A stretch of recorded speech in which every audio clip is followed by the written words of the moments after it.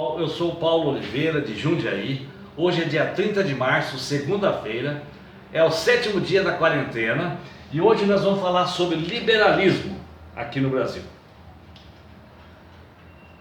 O conservadorismo, que é similar ao liberalismo, mas não totalmente igual, nós concordamos com eles, que eles compreendem a natureza humana, a desigualdade. Cada pessoa é de um jeito e cada resultado econômico da vida de uma pessoa é de um jeito diferente. Uns trabalham mais, outros trabalham menos. Então, a hierarquia e a disciplina também a gente considera importantíssimo, os conservadores também. Algumas ideologias recentemente andaram tumultuando a disciplina nas escolas brasileiras e a gente viu no que deu. O núcleo familiar é importantíssimo. A gente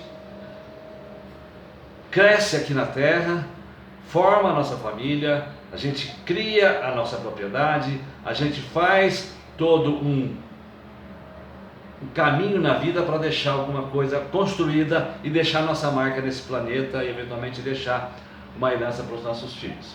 A liberdade política é fundamental, né?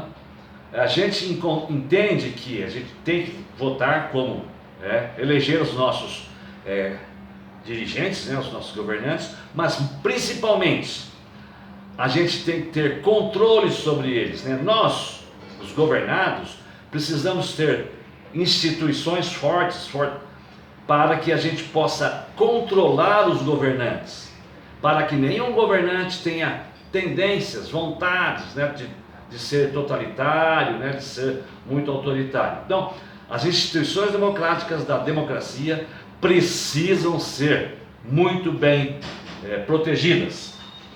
Liberdade econômica também, né? A gente imagina que a economia, né, a tecnologia está mudando muito. Então, a liberdade para as pessoas empreenderem nessa economia 4.0, né, é fundamental. Os conservadores têm lá uma visão um pouquinho mais visão para trás, né? Eles querem considerar o histórico do país para tomar as decisões econômicas.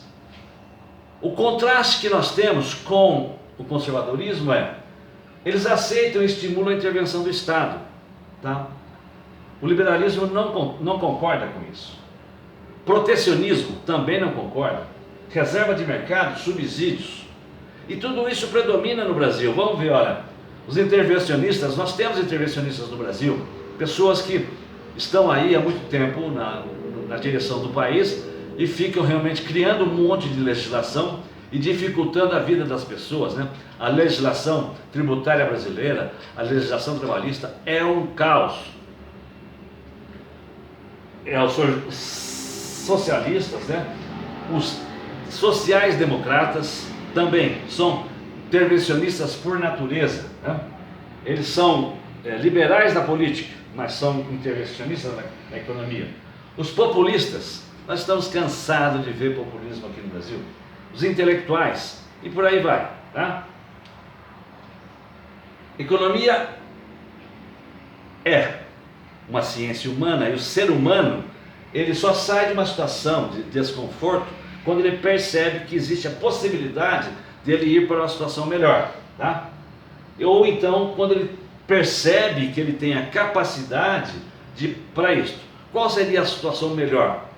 Ele pode querer um carro melhor, uma casa, uma mesa mais farta para os filhos, etc. Então, o ser humano só se movimenta, a ação humana só acontece quando o ser humano percebe isso. Um ser humano totalmente satisfeito é um anjo, ele não precisa fazer nada. Não é assim que a gente enxerga o mundo hoje em dia. A formação de preço é outro conceito fundamental dentro da economia, né? As outras ideologias, do Karl Marx, por exemplo, ele escreveu uma quantidade enorme de páginas, 500, 600, 700 páginas de algumas publicações dele, como o Capital, né, o Manifesto Comunista, tentando criar como que o preço de uma mercadoria tem que ser determinado, né? Seria o valor do trabalho, depois a mais-valia, que é o lucro e tal. Mas esse esforço enorme que ele fez não serve para nada.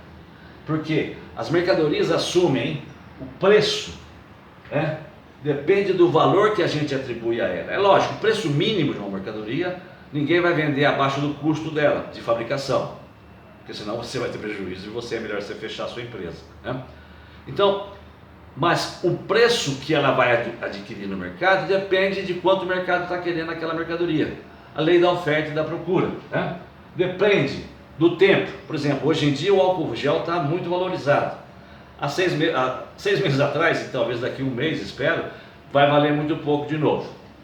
A emoção das pessoas, né? Eu posso querer muito assistir um determinado espetáculo e pago bastante por isso, né?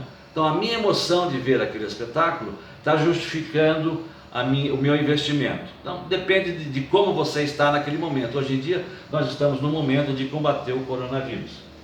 Os resultados, bons ou ruins, são frutos da ação humana e não da intenção humana, né? Ou seja, os políticos falam, não, eu tive uma excelente intenção, quis fazer isso, quis fazer aquilo, mas não, meu amigo, o resultado do que você é da sua ação e das leis naturais. Se você não entende de economia, as leis naturais do mercado, as leis da oferta e da procura, como se comporta o ser humano diante do mercado, é melhor você não se meter, porque você vai fazer bobagem. O nosso presidente deixa lá com o Guedes e deixa lá com o Mandetta, esperamos que ele pare de atrapalhar. O Guedes e o Mandetta conseguem fazer o que tem que ser feito. A auto-organização, né? As coisas têm uma complexidade, ou a sociedade, né, tem uma complexidade cada vez maior. Por exemplo, só para controlar uma sociedade com 3 vendedores e 3 compradores. Até aí é até fácil, né, você definir. Esse produz isso, tantos produtos desse, vai custar tanto, você pode comprar desse, você pode comprar daquele. Então, mas e como uma sociedade como a brasileira, com milhões de produtores e milhões de consumidores? É praticamente impossível. Então você tem que deixar o livre mercado definir preços. As pessoas quererem consumir e aparecerem as pessoas que vão produzir para aquelas pessoas consumirem.